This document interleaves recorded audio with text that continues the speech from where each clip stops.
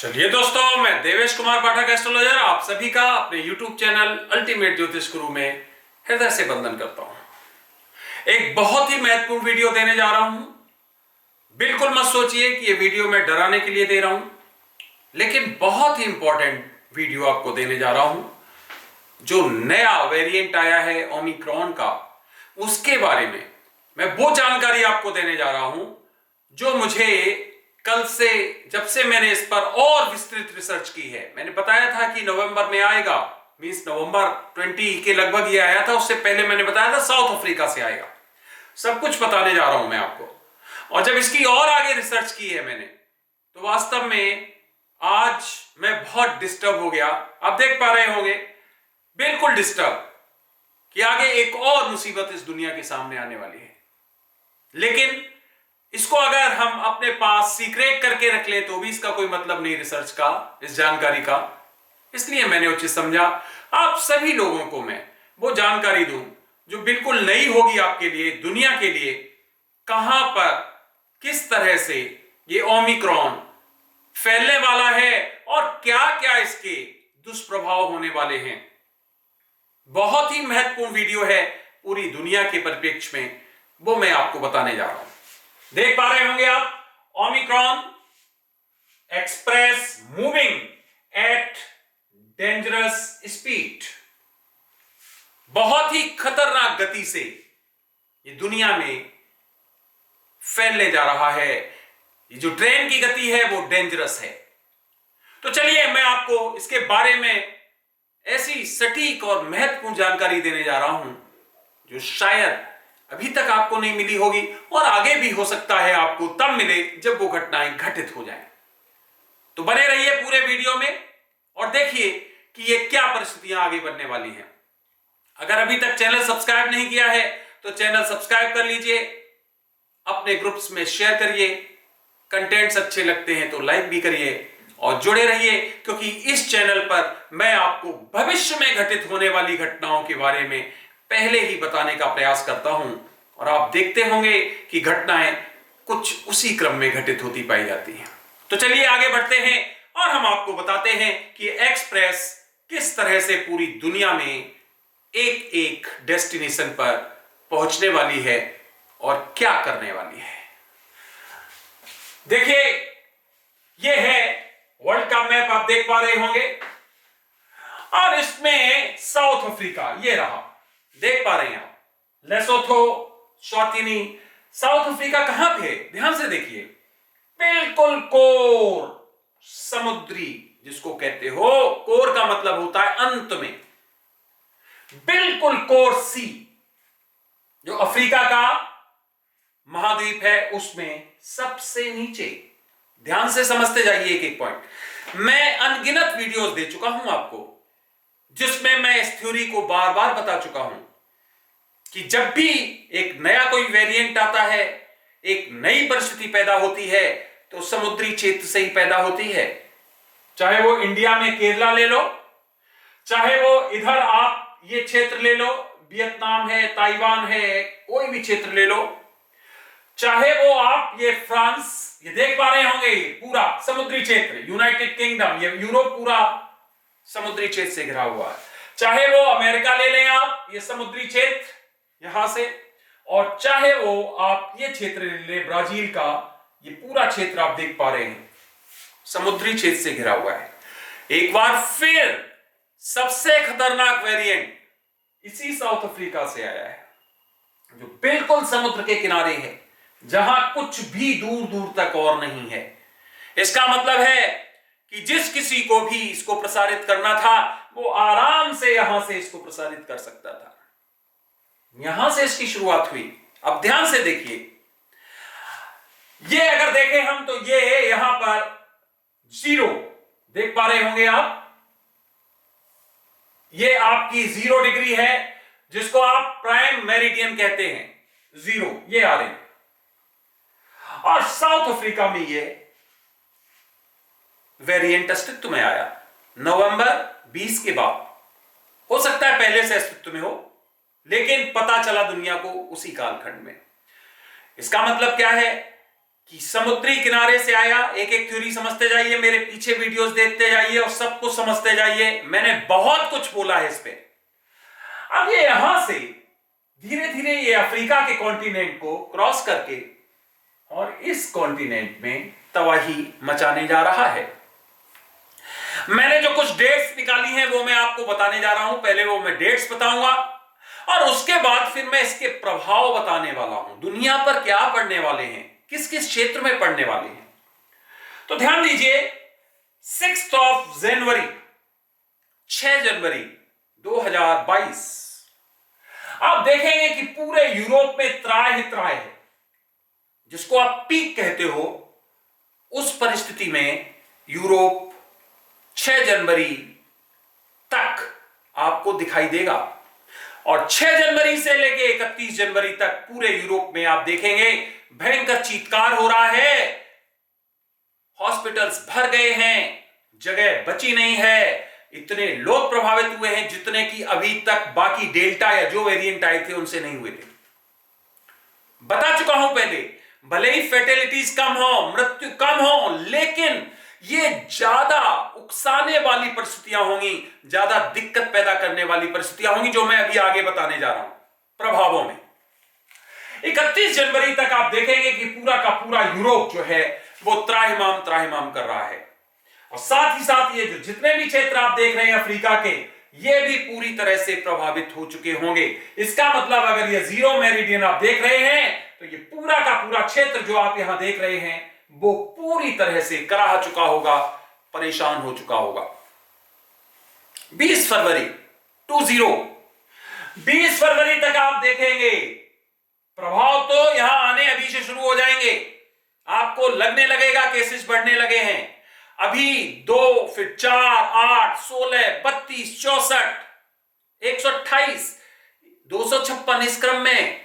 और फिर उसके बाद क्या होगा कि फिर उनकी गिनती करना मुश्किल हो जाएगा, जैसा कि यूरोप में अब होने जा रहा है बहुत जल्दी। वही फिर इन क्षेत्रों में, क्योंकि जीरो से लगभग ये देख रहे हैं आप, जीरो यहां से फैला है, तो ये पूरे दोनों ही तरफ जो 90 डिग्रीज आप देख पा रहे हैं, दोनों ही तरफ जो है वो जबरदस्त फैलने वाला है। ये इसका मतलब है 180 टोटल 360 आपको पता है हमारे लैटिट्यूड्स हैं, और टोटल हमारे अगर इधर से देखेंगे तो ये तो लॉन्जिट्यूड्स हैं जिनको आप अक्षांश कहते हो, 180। इसका मतलब क्या हो गया कि ये यहां से आप देखेंगे कि 20 फरवरी तक इंडिया में एक ऐसी परिस्थिति आने लगेगी कि लगने लगेगा जब कोई एक्सप्रेस ट्रेन निकलती है अभी 200 किलोमीटर की रफ्तार से, 180 की रफ्तार से, तो जो भगदड़ मचती है वो मचने लगेगी और आप देख पाएंगे कि ये परिस्थितियां बहुत विकराल होती जा रही हैं। 30 अप्रैल तक इस एक्सप्रेस ट्रेन पर काफी हद तक कमी आएगी हम कहेंगे, और तब तक कुछ और नए आयाम अस्तित्व में आएंगे, जिसमें कुछ बूस्टर डोज हो सकते हैं, जिसमें कोई मेडिकेशन हो सकते हैं। तो ये केवल इधर नहीं है, ये इधर भी है, ध्यान रखिए। ये तो मैंने एक क्षेत्र बताया। इसी तरह से जो हमारा 6 जनवरी के बाद की परिस्थिति है वो ये क्षेत्र भी त्राहिमाम करने वाले हैं, ध्यान रखिए। ये क्षेत्र भी त्राहिमाम करेंगे।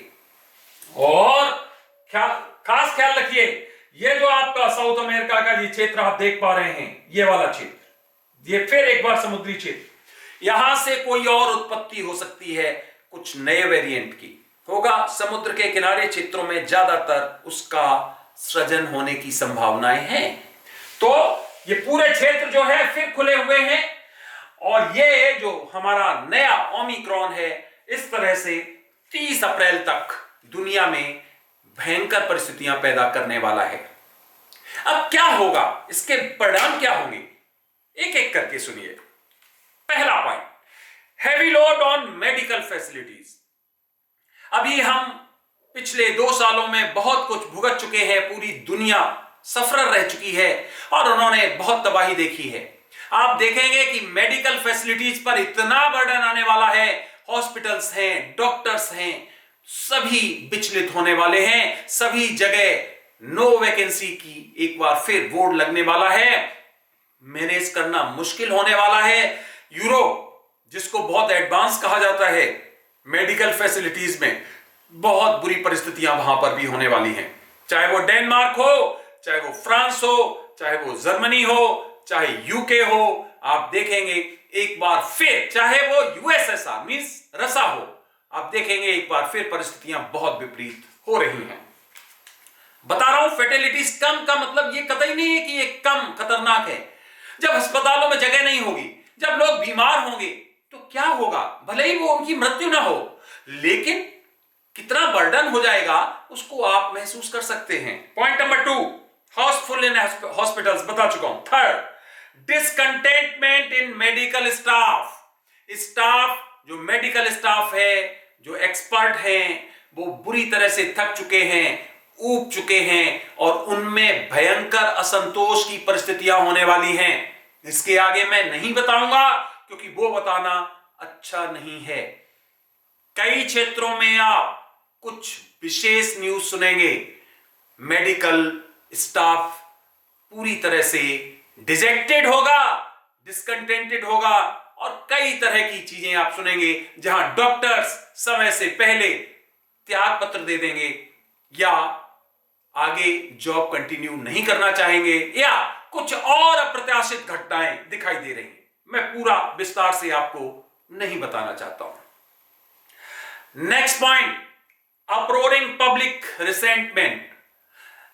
जन आक्रोश आपको दिखाई देगा क्योंकि जब पूरी सर्विसेज नहीं मिल पाएंगी तो ये जन आक्रोश के रूप में उभर कर सामने आएगा। आप देखेंगे कि कई जगह पर वो घटनाएं घटित हो रही हैं जिनकी एक सभ्य समाज में आशा नहीं की जा सकती है, लेकिन फिर भी वो शर्मनाक घटनाएं घटित होंगी। जनाक्रोश एकदम इतना ज्यादा बढ़ेगा कि जिसको कर्ब करना, कंट्रोल करना सरकारों की बस की बात नहीं होगी। Next point, persons. इसका मतलब यह हो गया जो प्रिजनर्स हैं और जेल्स, यहां पर भी बहुत विपरीत परिस्थितियां होने वाली हैं। Persons who are hailing in jails, इसका मतलब प्रिजनर्स हो गए, उनके लिए परिस्थितियां विपरीत होने वाली हैं। प्रिजनर्स को छोड़ना पड़ेगा, जेलों को कई को खाली करना पड़ेगा, उनके कैदियों की संख्या कम करनी पड़ेगी क्योंकि जेलों में भी इस तरह का हमें दिखाई दे रहा है, एक बहुत प्रसार होने वाला है, कुछ जेलें बहुत ज्यादा प्रभावित होने वाली हैं। Tourism will go at stand still. Tourism फिर एक बार बुरी तरह से प्रभावित होने वाला है और जो टूरिज्म ये लगता था कि अब ये थोड़ा सा प्रॉस्पर होगा, फ्लोरिश होगा, प्रोग्रेसिव होगा, वो दोबारा से नीचे आने वाला है। स्टैंड स्टिल की परिस्थितियां होने वाली हैं। Stock markets will be facing corrections. Yes, दुनिया के जितने भी स्टॉक मार्केट्स, जितना भी स्टॉक्स का आप देखेंगे करेक्शंस फेस करेंगे। इसीलिए मैं पहले भी एडवाइस कर चुका हूं, बच के चलिए, बहुत ज्यादा घर फूक के तमाशा देखने की जरूरत नहीं है क्योंकि करेक्शंस जब होंगे तो इस तरह से होंगे कि वहां से आपको एग्जिट करना मुश्किल हो जाएगा, इसलिए होशियारी से चलने की जरूरत है। Next point, world economy will jeopardise. Yes, बहुत बुरी स्थिति फेस करने वाली है वर्ल्ड इकोनॉमी। आप देखेंगे कि कई देशों ने अभी तक कई तरह की अपने यहां सुविधाएं दी हैं, लेकिन अब फाइनेंशियल क्राइसिस होंगे, ऑलरेडी बता चुका हूं अपने वीडियोस में, कई दिवालिया होंगे, कई बैंक दिवालिया होंगे, कई बड़े इंडस्ट्रियलिस्ट दिवालिया होंगे और यह परिस्थिति अब और ज्यादा सामने आप देखेंगे क्योंकि 3-4 महीने का एक बहुत खतरनाक स्लॉट दिखाई दे रहा है, पर्टिकुलर ये slot. Next point, new booster vaccine और medication will come into being. इसका मतलब है कि नए बूस्टर्स इस काल में अस्तित्व में आएंगे, कुछ नए वैक्सीन्स में कुछ करेक्शन चेंज करके कुछ उनका यूज किया जाएगा, कुछ नए मेडिकेशंस भी आएंगे अस्तित्व में, लेकिन इन सब के बावजूद में तब तक ये ओमिक्रॉन अपना प्रभाव लोगों पर छोड़ चुका होगा और इसके दूरगामी परिणाम क्या होंगे मैं वीडियो दे चुका हूं, आप जाके वहां देख सकते हो कि भले ही ये कम मृत्यु दर दे, लेकिन बाकी जो विरोधाभास है, बाकी जो दिक्कत की चीजें हैं जो मनुष्य में लंबे समय तक दोष पैदा करना है, विकृतियां पैदा करना है, परेशानियां पैदा करना है, वो इस पर्टिकुलर ओमिक्रॉन से दिखाई दे रही हैं। तो ध्यान रखिए, ये आसान कालखंड नहीं है। 2022 शुरू होने जा रहा है, लेकिन मैं बता चुका था आपको 3 साल पहले लगभग कि ये 2022 हमारे लिए बहुत अच्छा संदेश लेकर नहीं आ रहा है। न केवल ओमिक्रॉन के रूप में और भी कई जटिलताएं हैं जिनके बारे में मैं आपको बारी बारी से बताऊंगा।